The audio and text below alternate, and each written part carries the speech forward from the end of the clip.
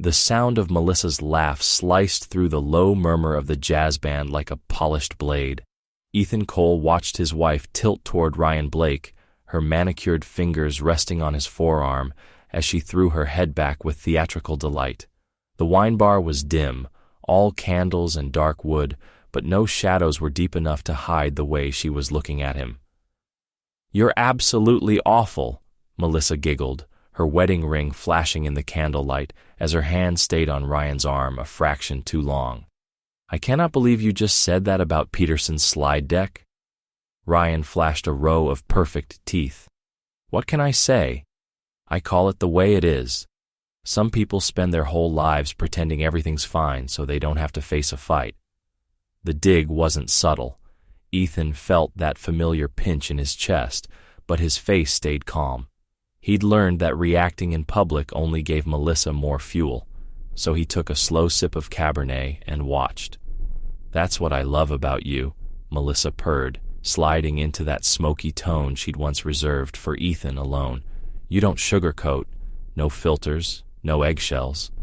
"Life's too short to tiptoe," Ryan replied, eyes lingering on her mouth.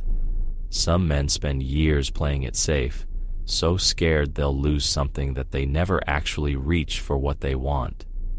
Ethan's grip tightened around the glass. Years of working as a financial advisor had made him a professional observer. He read people, their fears, their greed, their tells. Ryan Blake was not subtle, neither was Melissa. "Speaking of going after what you want," Melissa said, just loud enough for nearby tables, "I've always wondered something." Ryan leaned in, their perfumes mixing into something nauseatingly sweet. "Yeah?" Melissa's gaze slid to Ethan, hovering for a second with something between pity and contempt, then drifted back to Ryan. Her smile turned bright and vicious. "If I'd met you before my husband," she said, "I never would have married him." The sentence hung there like smoke over a blown-out candle. Conversations around them faltered.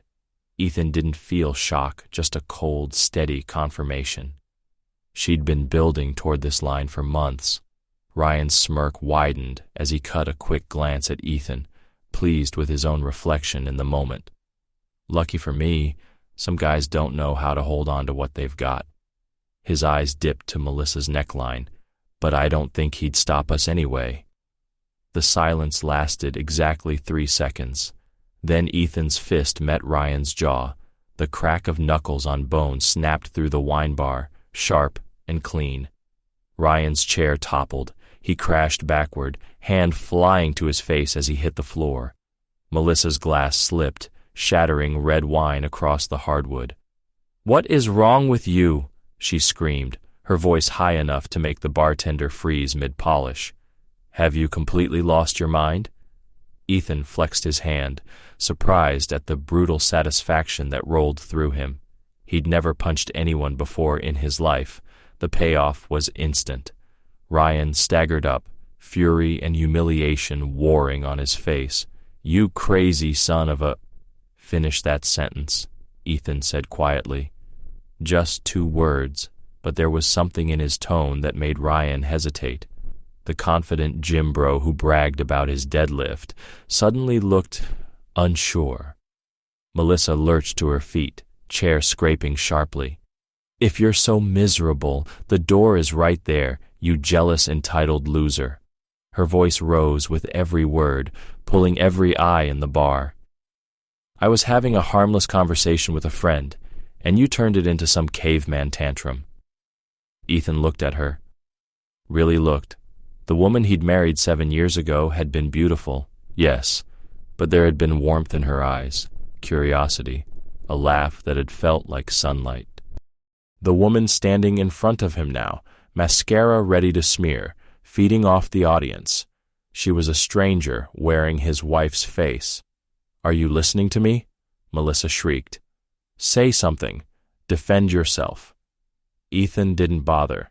He reached into his wallet, pulled out 3 20s, and set them beside the shattered glass, enough to cover the bill and the mess. Practical, even here at the end. "This isn't over, Cole," Ryan muttered, palm still clamped to his jaw. Ethan almost smiled. "You're right," he said softly. "It isn't." He turned and walked toward the exit, step steady. Behind him, Melissa's voice climbed into hysteria. "Don't you walk away from me, Ethan. Ethan!" The manager rushed forward, hands raised. "Ma'am, please, you're disturbing other—" "I'll disturb whoever I want," she snapped. "My husband just attacked someone." At the door, Ethan paused and glanced back. Melissa stood center stage, arms flung wide, everyone watching. She'd never looked more in her element. Of course, he thought. She didn't accidentally create drama. She lived for it. He stepped out into the November air. The cold hit his face like a reset button. Crisp, honest. Nothing like the suffocating warmth of the bar. For the first time in years, Ethan Cole smiled, an actual full smile, as he walked to his car. The condo felt different when he opened the door. Not empty. Melissa wouldn't stagger home for hours yet, but lighter, as if someone had finally opened a window. He moved from room to room with new eyes. This wasn't a home. It was a set where he'd been cast as supportive husband. The props suddenly looked wrong. He climbed to the bedroom closet and pulled down the leather duffel from their Italian honeymoon. Melissa had called it too masculine back then. Tonight, it felt perfect. Ethan packed with the same calm he used for quarterly reports. 2 weeks of clothes, rolled tight. Laptop, passport, birth certificate. The watch his father had given him when he graduated. The frame from their wedding stayed behind. So did the crystal, the designer suits Melissa had insisted he needed if he ever wanted to look successful. His old jeans and worn hoodies, the ones she called dad clothes, though they'd never had kids, those went into the bag. In the bathroom, he took only essentials: razor, toothbrush, the cologne he'd worn before Melissa had replaced it with something more grown-up. He caught his reflection and blinked. He looked taller, or maybe just straighter. There was a new hardness at the corners of his eyes. His phone buzzed. "Where are you?" He deleted the text without answering and went into his office. The desktop wallpaper was a piece of abstract art she'd chosen. He'd always hated it. He opened a secure folder one Melissa didn't know existed and dragged files into an encrypted drive. Bank statements, investment summaries, ownership documents, emails. Years of work she'd ignored every time she'd waved off his boring money talk. His phone buzzed again. Ryan's jaw might be broken. "I'm at the ER with him. We need to talk." Ethan stared at the message, then let out an honest laugh. The absurdity of it all nearly doubled him over. She was sitting beside another man in a hospital, worrying about the consequences her husband might face for punching him. He scrolled through his contacts until he found a familiar name. "Nina," he said when his sister picked up. "I need a favor." "It's almost midnight," she replied. "Someone better be dead or dying." "Something is," he said. "My marriage. And that's a good thing." Nina arrived at 8 with coffee and suspicion in equal amounts. Ethan's downtown apartment, one she hadn't known he owned, was spotless, minimal, quiet. "You look terrible," she lied, studying him. "Which is concerning, because you also look weirdly okay." Ethan handed her the mug. "Thanks for coming." She eyed the neatly stacked documents on the counter. "You called me after midnight, sounding like a man planning either a murder or a vacation. Still not sure which." "Neither," he said, "just an exit." He pulled a thick manila envelope from the pile and slid it toward her. Nina opened it and went still. Printouts, photos, copies of legal forms, a detailed timeline, labeled and cross-referenced. "How long?" she asked. "Started about 3 years ago," he said. She kept testing how far she could push. I needed to know whether I was crazy or if this was a pattern. The photographs were ordinary on the surface.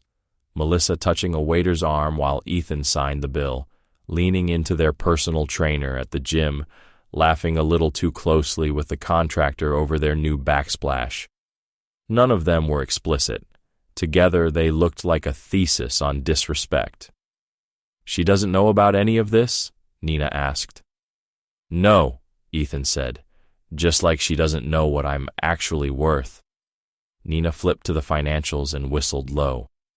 "Wow, she thinks you make what she sees on the W-2. "Exactly," Ethan said. "She married a safe advisor and never asked what I advise or who my clients are." Nina closed the folder slowly. "All right, Professor. What do you need me to do?" "I need you to deliver this tomorrow morning," he said. 9 sharp, she'll be hung over, expecting me. Instead, she gets this and a video." He plugged a USB stick into his TV and hit play. Nina watched the first minute, her jaw dropping. "You recorded a message?" she said when the clip ended. "You sound like Dad in his courtroom days, calm, terrifying." "She likes theater," Ethan replied, "so I'm giving her a show." Melissa staggered out of the ER at 2:17 a.m., her heels tapping unevenly across the concrete. 3 hours of fluorescent lighting and Ryan's constant complaining had shredded what was left of her patience. "It's just bruised," she muttered, tossing her hair. "Such a baby."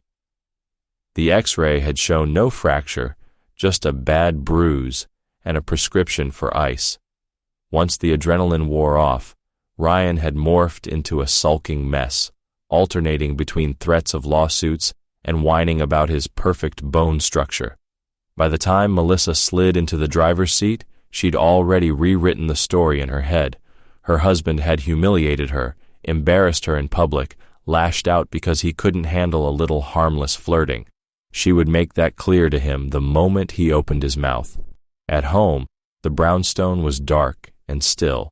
No lights in the living room, no glow from the bedroom.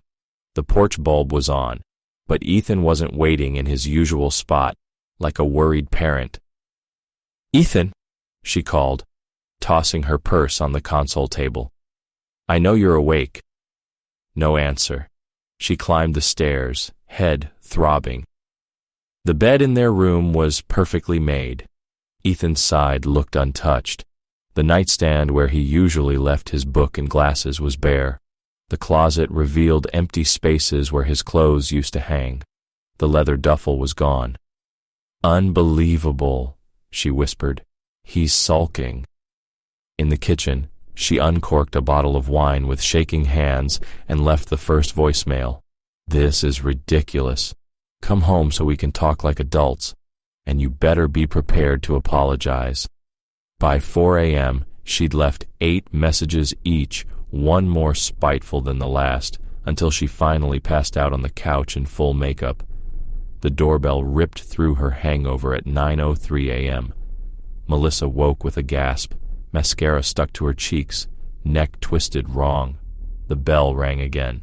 Then came the knocking. "Coming," she croaked, swaying to her feet. "Hold on." She peered through the peephole. A woman in a tailored suit stood on the stoop, holding a large envelope and a tablet. Professional, impersonal. "Delivery for Melissa Cole," the woman said. "I need a signature and ID." "For what?" "Legal documents, ma'am. Time-stamped delivery." Melissa's heart tripped. Legal. She handed over her driver's license and scrawled her name on the screen. The envelope was thick, heavier than it looked, her name printed in bold across the front. Personal and confidential. Open immediately. "Who sent this?" The woman was already turning away. "Instructions say you'll know." Back in the living room, Melissa made coffee, only half awake. The envelope sat on the table like a ticking bomb. She told herself she'd shower first, but her eyes kept flicking back to it. Curiosity finally won. She tore it open. Papers spilled out bank statements, screenshots, photos. In the center was a small black USB drive taped to a note. "Melissa, everything you need to understand your new reality is on this drive. Plug it into the TV. Watch it all. We'll talk after. E." The formal tone chilled her more than any insult would have. She fumbled the drive into the TV, switched inputs, and clicked into the only file that appeared. For Melissa, play me. Ethan's face filled the screen, but not the Ethan she knew. His shoulders were squared, eyes clear, voice steady. "Hello, Melissa," he said. "If you're seeing this, then we're finally done pretending." The video cut to the wine bar footage, Melissa touching Ryan's arm, laughing too loud, tossing her line about never marrying Ethan if she'd met Ryan first. The angle was from behind the bar. There must have been a security camera he'd accessed. "For 3 years," Ethan's voice continued over the montage, "I've been watching what you do when you think I'm not looking. Not because I enjoy spying, but because I needed to know whether I was imagining the disrespect." Clips followed. Dinner parties where she ridiculed his career, backyard BBQs where she joked she'd handle the passion part herself. Every time Ethan was in the frame somewhere, smiling politely. Then the screen changed to spreadsheets and account summaries. "These," Ethan said, "are my actual assets. Not the sanitized version you see on our joint checking app." Numbers flashed, 7-figure balances, property portfolios, ownership percentages in companies Melissa had never heard of. "You married who you thought I was, a safe, stable advisor who would never outshine you. You never bothered to ask who I really am." Back to his face. "Let's start with Ryan." The video showed corporate documents from Blake and Pierce Investments, Ryan's firm, employment contracts, a morality clause highlighted in yellow. 18 months ago, I bought a controlling interest in his company through a holding group. He reports indirectly to me. As of this morning, his employment has been terminated for violating Clause 12.3. Melissa's breath caught. On screen, a signed termination letter appeared with Ryan's name at the top. The timestamp read 8:01 a.m. "By the time you watch this," Ethan said, "he'll be emptying his desk." Melissa's hand shook as she grabbed her phone.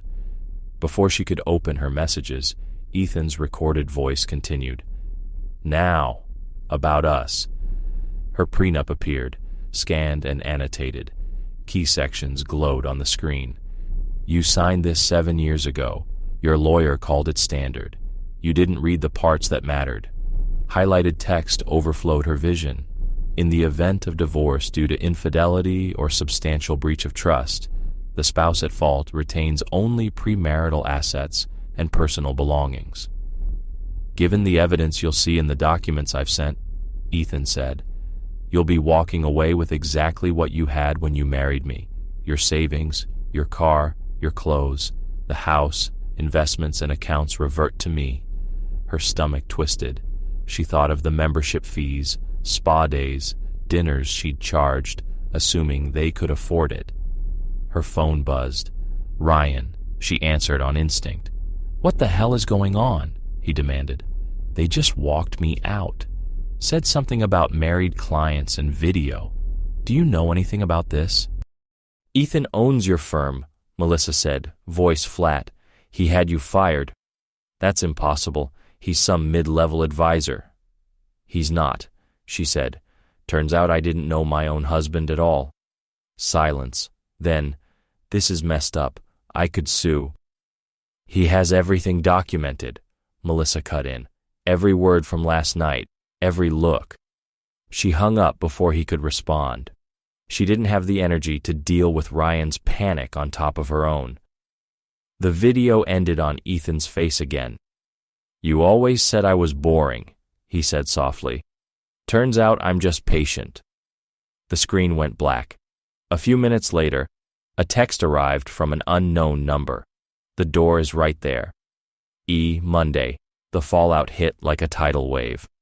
At Peterson & Associates, Melissa sat in a glass-walled conference room while 3 attorneys laid out the situation like it was a spreadsheet. "The prenuptial agreement is airtight," the lead attorney said. "Given the supporting documentation, any attempt to challenge it will cost you more than you're likely to gain." "I contributed to this marriage," Melissa protested. "I was a wife for 7 years." "And that is reflected in the terms you signed," the attorney replied. "Your husband has agreed not to pursue any claims for spousal misconduct beyond what's already documented. That is frankly generous." Outside the firm, whispers followed her. Colleagues who'd once laughed at her stories now avoided eye contact. The wine bar incident had made the rounds, embellished with each retelling. "I heard she told him she never would have married him," someone whispered near the elevator. "And with another guy right there," someone else replied. "Honestly, I don't blame him." At lunch, Melissa opened her phone to a new Instagram post. Ethan stood beside a brunette in a navy dress, both grinning at the camera. Caption: "When you stop apologizing for who you are and find someone who loves you for it." Her name was Sarah Martinez, VP of something or other at a firm Ethan consulted for. Comments exploded underneath the photo. "So happy for you to upgrade. You deserve someone who sees your worth, Ethan." Upgrade. The word stabbed more than she wanted to admit. That weekend, at a charity gala she'd once ruled, Melissa watched Ethan and Sarah work the room with easy grace. People greeted them with genuine warmth. When Melissa approached, rehearsed lines ready, Sarah greeted her with gentle kindness. "You must be Melissa," she said. "Ethan's told me such lovely stories about your early years together." Early years, not recent. Melissa didn't miss the distinction. "I'd like to speak to my husband alone," Melissa said tightly. "Ex-husband," Ethan replied. "The divorce was finalized yesterday. You didn't respond to the filing." The floor seemed to tilt. "You could have told me." "You could have answered your lawyer," Ethan said. "You were busy posting Chira divorce party with Ryan." Moments later, the auctioneer announced Ethan's pledge to match the highest bid in Melissa's name. Applause surrounded her, but it felt like a spotlight she hadn't earned. "This is only Act 1, Ethan murmured as he and Sarah moved away. "The rest is yours to write." 3 months later, Melissa's world had shrunk to a one-bedroom studio with temperamental heat and thin walls. The brownstone, the club, the vacations, gone. Her $50,000 settlement had shrunk faster than she'd expected once she started paying for the life she'd always assumed just existed. Ryan had vanished to another state, blocked her number, and quietly rebuilt his career at a lower rung. Friends stopped returning calls after the 10th retelling of her story, where she was always the victim. One evening, scrolling through Instagram she knew she should delete, Melissa saw a photo of Ethan and Sarah, mud splattered on a trail, laughing like kids. "When your partner challenges you and has your back," Sarah had written in the caption. "Couldn't ask for better." The comments read like a jury verdict. "Good people find each other eventually. He deserves this." Melissa set the phone down and picked up the only photo she'd kept from the marriage, the two of them on their honeymoon, laughing at something off camera. She barely recognized herself. That girl had looked at Ethan like he hung the moon. Somewhere along the way, she'd traded wonder for contempt. Her mother had said on the phone, "Sometimes losing everything is what finally shows us what mattered." Melissa had rolled her eyes at the time, now sitting in a cramped apartment paid for by a job she barely tolerated. She understood. She'd thought Ethan's patience meant he'd never leave. She'd been wrong. She slid the honeymoon photo back into the drawer, not face down in shame this time, but carefully, like a reminder. Not of what she lost, but of who she refused to be again. 6 blocks away, Ethan stirred a pot of sauce while Sarah chopped vegetables, both of them laughing over something that had happened at work. Their windows glowed warm against the night. For the first time, Melissa didn't stare at that glow with bitterness. She looked at the cardboard boxes she still hadn't unpacked and picked up a roll of tape. If she'd learned anything, it was this: a good man will give you 1,000 chances to choose him. Eventually, if you keep choosing yourself instead, he'll choose to walk away. He had. Now it was her turn to choose who she wanted to be with no one left to blame. It wasn't a happy ending, but it was, finally, an honest one. I wasn't even supposed to be at the office that late. If my stomach hadn't gone to war with me, I never would have heard it. But I did. Every word, every detail. They thought I was just some clueless husband, while my wife snuck around behind my back. The loudest voice belonged to Colin Wilson. Yeah, that Colin. The smug salesman who strutted through the office like he owned the building, the same guy I'd always thought looked at my wife too long and laughed too hard at her jokes. Now he was in there bragging to his buddy Ben Kramer like he'd just won a championship. The night he was describing? I knew the exact one, the Hartsdale Gallery event. I'd been called out for a burglary case halfway through the party. I was gone maybe 2 hours, tops, did what I had to do, filed my initial report, and came back before things wrapped up. When I returned, Allison was sitting at a round table with 3 people. Across from her was Colin. Beside him were his boss, Jerry Scoggins, and Jerry's wife. Everybody looked harmless, laughing, drinking, chatting. Allison smiled when she saw me. I kissed her, we danced once, made our rounds, and left early.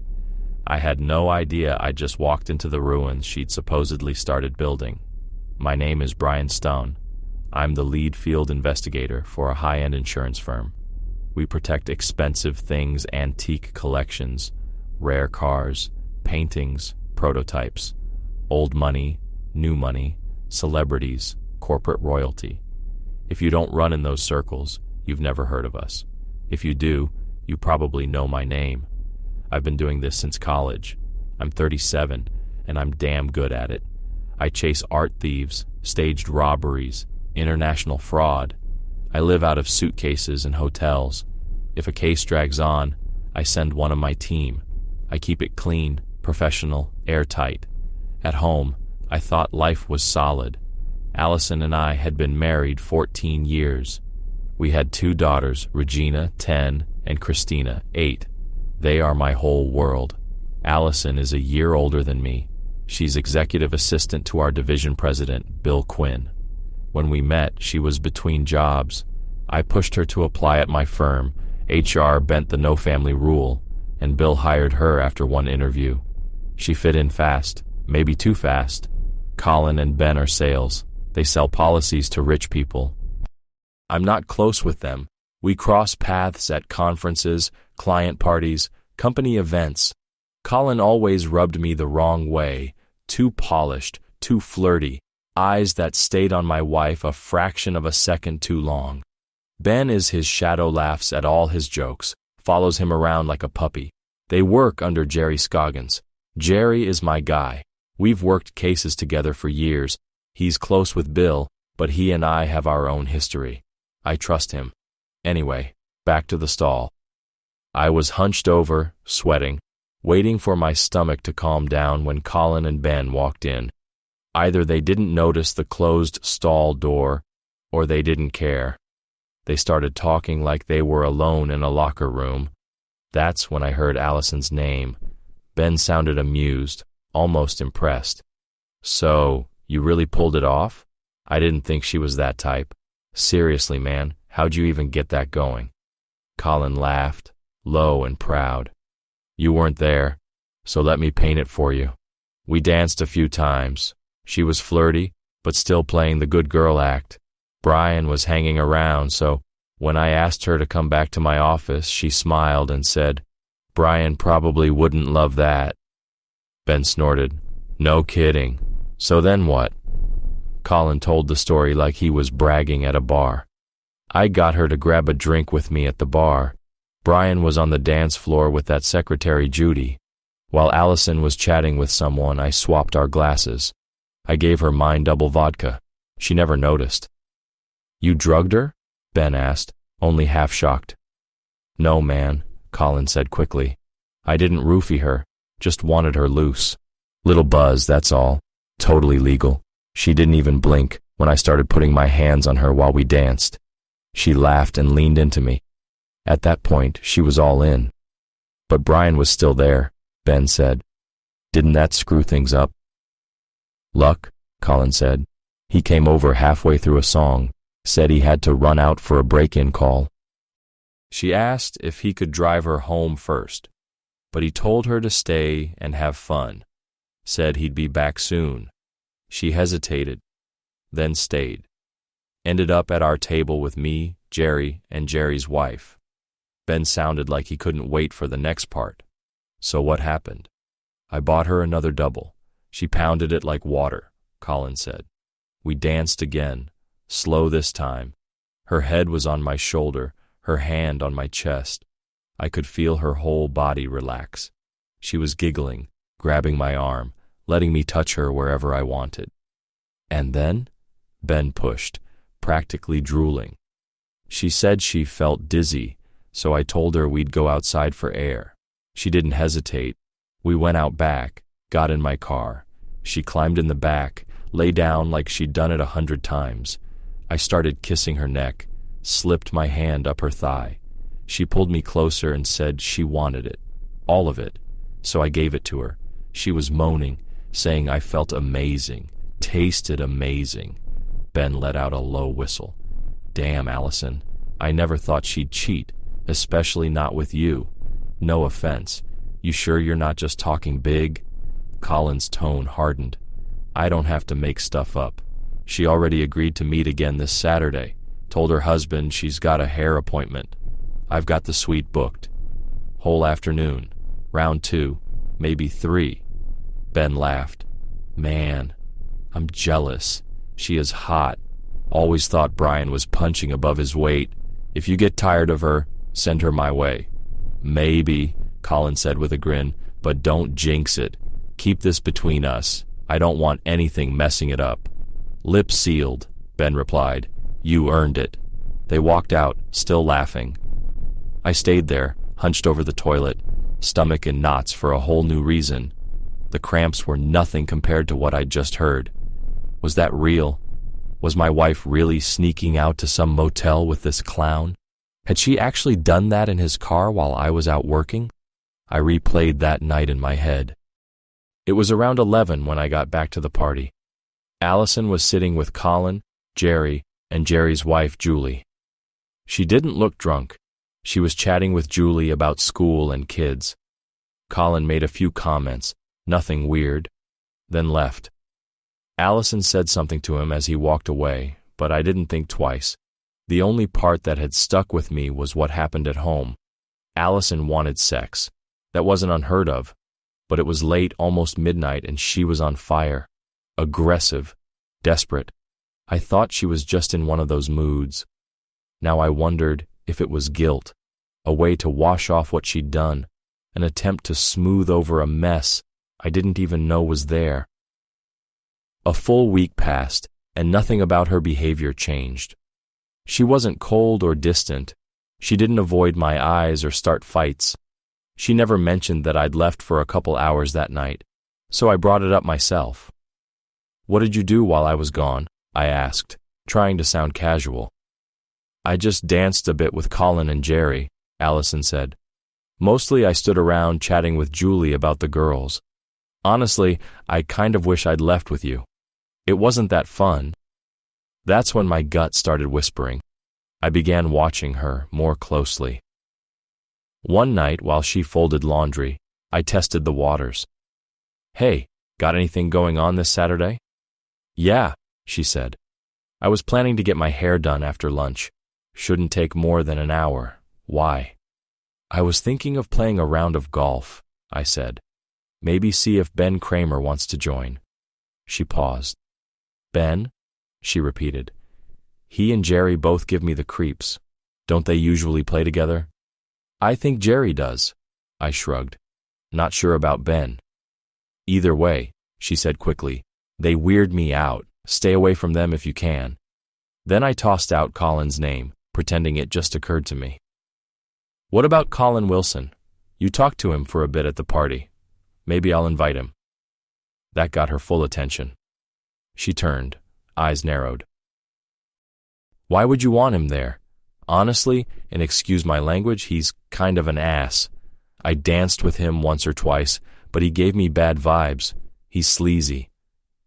Now, I didn't know if that was genuine disgust or deliberate misdirection. Huh, I said. Didn't really know that. He and Ben seem tight. Maybe it's a dumb idea. I'll ask Phil and Charlie instead. That sounds better, Allison replied quickly. Seriously, Brian, don't buddy up to Colin. He's trouble. Fine, I said. He's off the list, so no problem with me golfing? Not at all, she said. I'll be out anyway. And hey, why don't we have dinner at Cypress Inn that night? I'll have my hair done, you'll be relaxed after golf, and I want you to show me off. I'll drop the girls at my parents' place. We locked in 5:30 p.m. to meet back at the house. On the surface, it was a normal conversation. Underneath, my mind was already spinning. At work the next day, I went to the control room and signed out one of our surveillance vans, the same kind we use on fraud cases. I parked it in the lower garage, ready for Saturday. I grabbed 2 audio transmitters, tiny, motion-activated, long-range, and a GPS tracker for Allison's car. The van's onboard system could track her location down to about 30 meters and feed live audio back. Video was the tricky part. If they went into a motel room, I couldn't film inside. Still, if I aimed a camera at the door and window, I could at least catch who went in. The rest of the week, I played it cool. That's my job, observe without being seen. I watched Colin and Ben. They acted normal. No secret meetings, no weird behavior. Allison stayed consistent too. No late-night calls, no sudden shopping trips, nothing out of pattern. That's when I decided to squeeze Ben.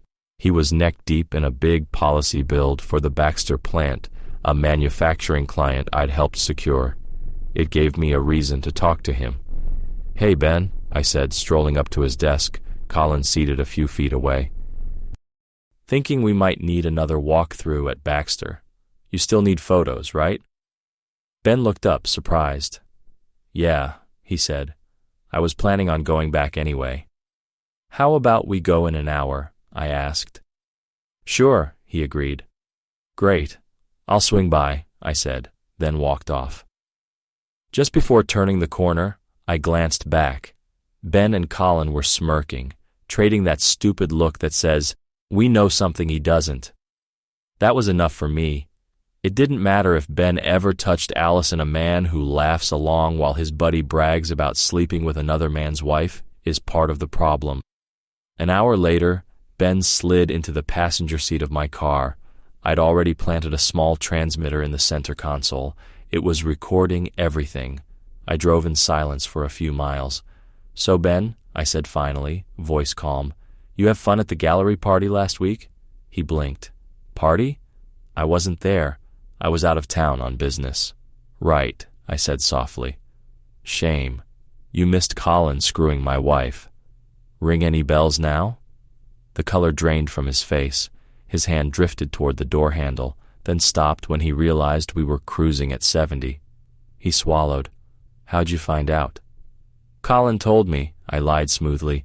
He seemed pretty proud. Hard to imagine he'd make that up just for laughs, don't you think? Ben shook his head. That's sick, man. Even for him. I kept going. You weren't there, right? Yet somehow you knew all the details before I did. That's interesting, Ben. He stared at his knees.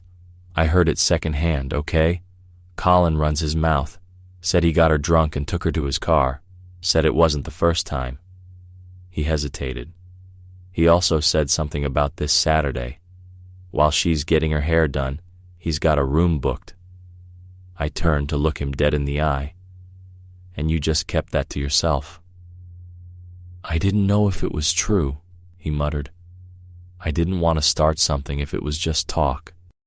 I reached over and switched off the transmitter. I already had what I needed from him. Here's how this works, I said quietly. You do exactly what I tell you. Exactly when I tell you. You screw up, and I'll make sure losing your job is the least of your problems. Understood? He nodded, terrified. And you say nothing to Colin, I added. You keep acting like his fan club. You listen. You laugh. You let him talk. That's it. He nodded again and shut up. The rest of the visit to Baxter, we barely spoke. We did our work like nothing had happened. But in my mind, Ben's role was sealed. He'd go down with Colin. It was just a matter of timing. Wednesday night, the girls had dance class until late. I was on the couch, pretending to watch TV, when Allison walked over and settled into my lap, wrapping her arms around my neck. "We've got almost 2 hours before I have to get the girls," she whispered. "Want to go upstairs and make love?" My head was full of suspicion and anger, but my body didn't care. I'm still a man and she's still my wife. I pulled her in, kissed her, and let myself forget everything for a while. Upstairs, we tore each other's clothes off and went at it like teenagers. It felt real, raw, connected, intense. For a few minutes afterward, lying there together, I hoped I'd been wrong about everything. "Feels like we've been off lately," Allison said softly, head on my chest. "Let's not let it get that way again." "Yeah," I said, stroking her arm. "I'll work on that." She sat up. "We've still got time. Think you can handle a shower together?" I checked the clock. "We could," I said. "Or we could save something for Saturday night. Our big date." Her eyes lit up. "Saturday's perfect. You've got golf, I've got my hair, then dinner. I'll drop the girls at my parents'. After that, I'm all yours. Any way you want. All night." I laughed. "I'll try to keep up." She winked, dressed, and left to pick up the girls. When the house was quiet again, I double-checked all the equipment. Late Friday night, after everyone was asleep, I slipped into the garage and installed the tracker and transmitters in her car. Everything tested fine. One more piece. I needed the motel name and room number from Colin. The next morning, I called Ben and had him meet me in the cafeteria. When he sat across from me, I kept it short. "I need you to find out where Colin's taking Allison Saturday," I told him. "Name of the place, room number if possible. Just tell him you think he's full of crap. Ask for proof." Ben hesitated. I just stared at him until he gave in. "How do I tell you once I know?" he asked. "Don't worry about that," I said. I patted his shoulder and, in that moment, slid a transmitter under his collar. He never noticed. Back at my office, I flipped on the receiver. 10 minutes later, I heard Ben whisper to Colin, "Meet me in the copy room in 10. Footsteps. Door. "What's up?" Colin asked. "You need help with policies? I'm a genius with this stuff." Ben chuckled. "Nah, it's about Allison. I was with Brian yesterday. He acted normal, no drama. So either he's clueless or you're full of it. Part of me thinks you're just talking big." Colin scoffed. "Why would I lie? I'm telling you the truth. Me and Allison, it's happening." "Then prove it," Ben said. "Where are you taking her Saturday?" Colin sighed like it was a hassle. "Skyview Motel on Statler. I booked the room already. Check in at 2. She's coming at 2:15. Call them and ask if you don't believe me." Ben let out a low chuckle. "Damn, you really are crazy. You do realize she's married, right? To a decent guy?" "That's her problem, not mine," Colin said. "If she's willing, I'm not the one wrecking the marriage." That was enough. I shut down the receiver. He'd handed me everything I needed: time, place, attitude. I called the Skyview Motel. Guy at the desk confirmed the reservation under Colin's name. Then I drove out to see the layout. It was exactly what you'd picture: sun-bleached paint, flickering sign, sagging curtains. I walked in, flashed a laminated credential from our firm, and slid a folded warrant across the counter complete with a $100 bill inside. "I'm running an investigation," I told the clerk. "I need Colin Wilson moved to a ground-floor room facing Statler, and I'm leaving a surveillance vehicle on your property." Money talked. A few keystrokes later, he moved the reservation and gave me the new room number. I parked the van right across from that door, adjusted the camera, set audio to kick in at 1, video at noon, recording straight through. Then I went home, kissed my wife, and pretended I was just thinking about golf. Friday night, Allison surprised me by sending the girls to her parents' place early and ordering pizza. "What's the occasion?" I asked. She smiled and climbed into my lap again. "Because I liked Wednesday," she said softly. "I want more of that. Don't you?" We ended up in bed for hours. She was bolder than usual, new moves, new ideas. I caught myself wondering where she'd learned it, and she answered before I could ask. "Naomi gave me this," she said, pulling a book from her nightstand, Making Love After 35. She flipped to a dog-eared page, figured I'd put in some effort. I believed her. It fit. Naomi and Allison were close. Later, we lay in the dark and I asked, "Why now? Why all this?" She hesitated. "Naomi told me something last week," she said quietly. "I can't share it, but it made me think about us, about the girls, how lucky I am. I just wanted to show you." She looked so sincere it hurt. "Do I make you happy?" I asked. "Like, really? Or are you trying to patch over something?" "I've always been happy with you," she said, cupping my face. "This isn't about fixing a hole. It's about not letting a hole appear. I want to feel wanted, and I want you to feel wanted too. I love you," I told her. "Nothing's going to change that." "Good," she whispered, "because I'm not letting anyone take you away. You're mine." Saturday morning, before dawn, I drove to the motel, checked the van, confirmed the GPS feed, and left. The system would record everything without me being anywhere near the place. Then I actually went golfing. I played like trash, couldn't focus, bought my group drinks and bailed after 9 holes. Around 5, I swung past the motel. The van was fine. I called the house line. "Hey," Allison answered. "On my way," I said, and hung up. I didn't check the footage. Not yet. We had reservations, and I wanted one last night before the verdict. At the restaurant, Allison looked stunning. Men turned their heads as she walked by. She barely noticed. We talked, laughed, shared appetizers and wine. She touched my arm when she laughed, leaned in close when I spoke. For a moment, it felt like the early years. It made everything harder. Back home, she threaded her arm through mine as we walked to the car. In the driver's seat, she pulled my hand onto her thigh and said, "Drive like this." I did. She rested her head against my shoulder.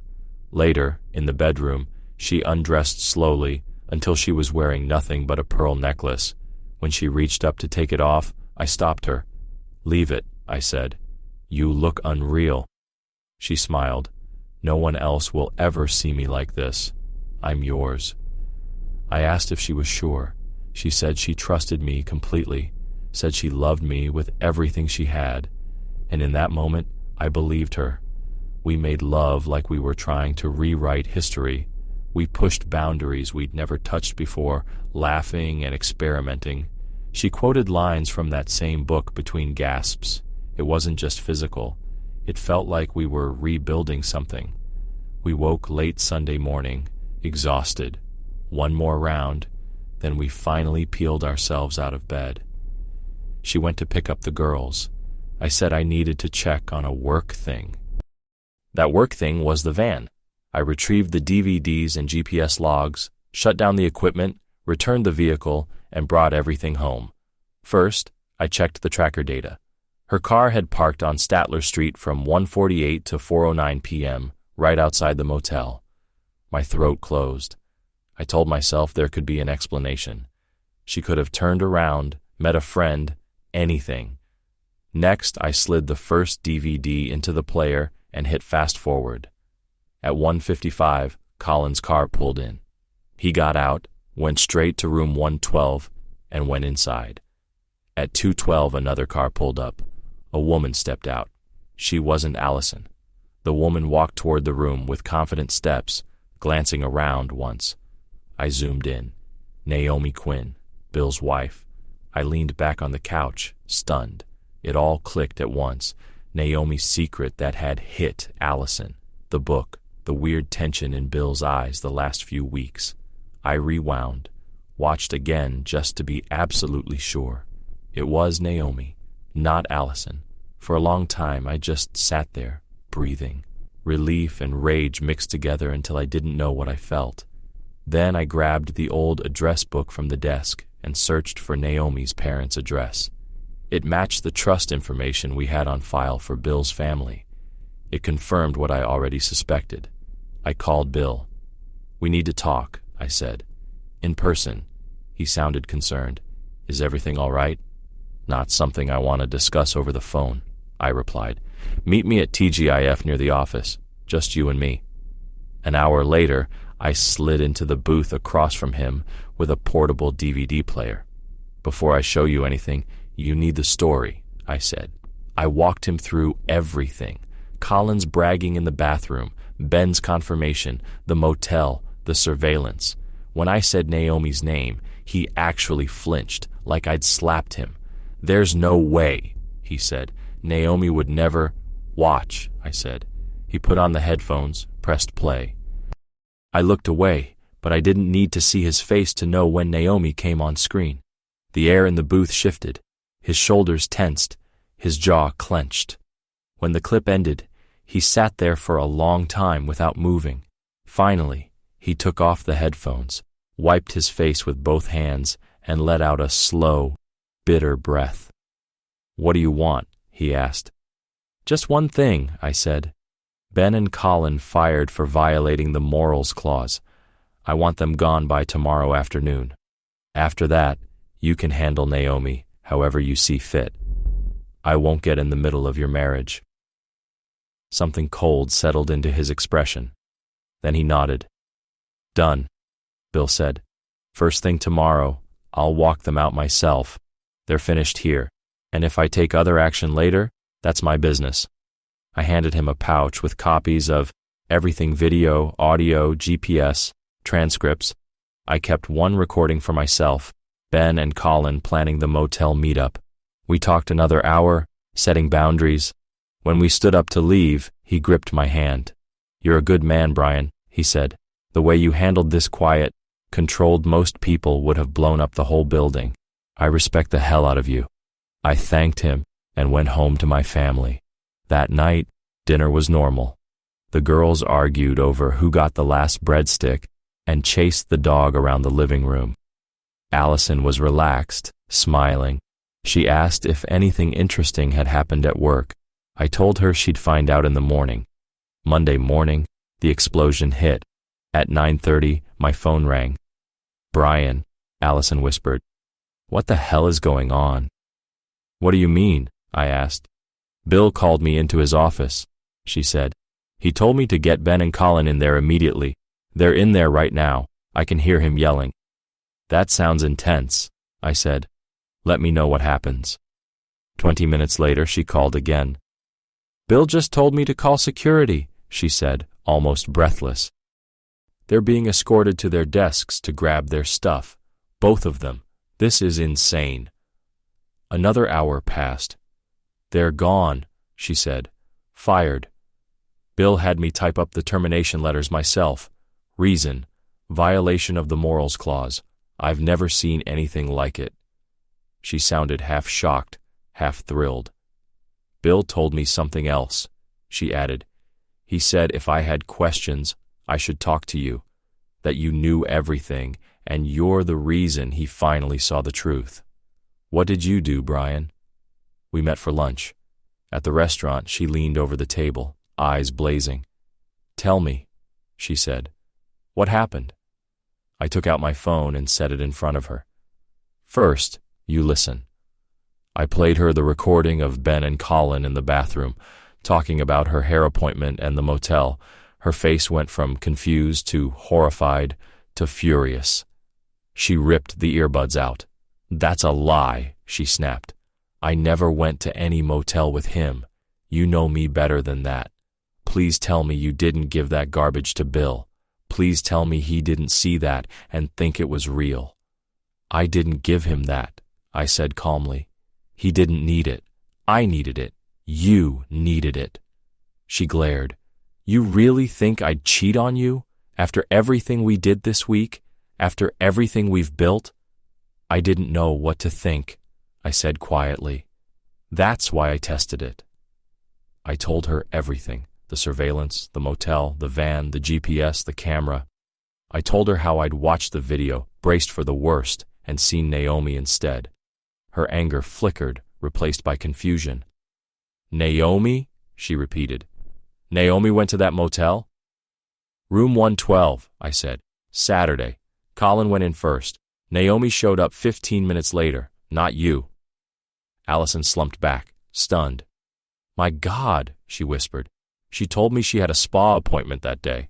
I nodded. Jerry told me you and Julie were stone cold sober at the party. You even asked Julie to stick close so Colin wouldn't bother you. Once I had that and the video, the story made sense. Colin lied about you to cover himself with Naomi. Allison stared at me. So you dragged in a surveillance van, bugged my car, wired your co-workers, and watched motel footage, just to verify a rumor? I did it to make sure the rumor died in the right place, I said. If I'd confronted Colin without proof, he would have turned it on you, told everyone you'd slept with him. Ben would have backed him up. People would have believed him. This way, his lies died on tape. She shook her head. You still spied on me. I did, I said. I won't pretend I'm proud of it. But I'd rather feel guilty about snooping than live in the dark while a lowlife trashes your name and laughs about it with my co-workers. She went quiet. Anger slowly faded into something else, hurt, maybe, mixed with reluctant understanding. You're not the hero here, she said finally. You're just as manipulative as the rest of them. Probably, I said. Difference is, I used it to protect us, not destroy us. She sighed and rubbed her temples. I can't decide if I want to hug you or punch you. Maybe both, I said. Just start with the hug. She snorted despite herself. By the time we headed back to the office, things felt not fixed, but calmer. She knew the whole story. I knew she hadn't cheated. The fear was gone. Only the fallout remained. That night, after the girls were in bed, she brought it up again. Bill talked to me this afternoon, she said quietly. He told me to never take you for granted. He said guys like you are rare. I said nothing. He also told me about Naomi, she went on. Not details, just that she did something he's not sure he can forgive. He asked what I'd do. What did you tell him? I asked. I told him I couldn't decide that for him, she said. I asked if he still loved her, if he thought forgiveness was actually possible. If yes, he should let her explain. If no, he shouldn't drag it out. Just end it. I nodded. Sounds like good advice. She hesitated. He told me something else. He said he offered you a promotion. Yeah, I said. 6 months ago. Vice President of Investigations. I'd oversee every field op. We could move California, Florida, wherever the company needs me. Bigger salary, stock, the whole package. Her eyes widened. And you didn't tell me? I wasn't ready, I said. I was thinking about the travel, the hours, uprooting the kids. Then all this happened, and it sort of clarified things. She climbed into my lap and hugged me hard. Brian, you have to take it. You deserve it. And for the record, I'm proud of you, even if you acted like a paranoid maniac. I laughed. You're okay with moving? Wherever you go, I go, she said firmly. You're my person. That's not changing. She pulled back, eyes serious. And for the record, she added, no matter what Naomi did, no matter what Colin said, there is no world where I cheat on you like that. Not once, not ever. I need you to actually believe that. I met her gaze. I believe you, I said. Fully. Good, she replied, kissing me, because I'm yours, and that's never going to change.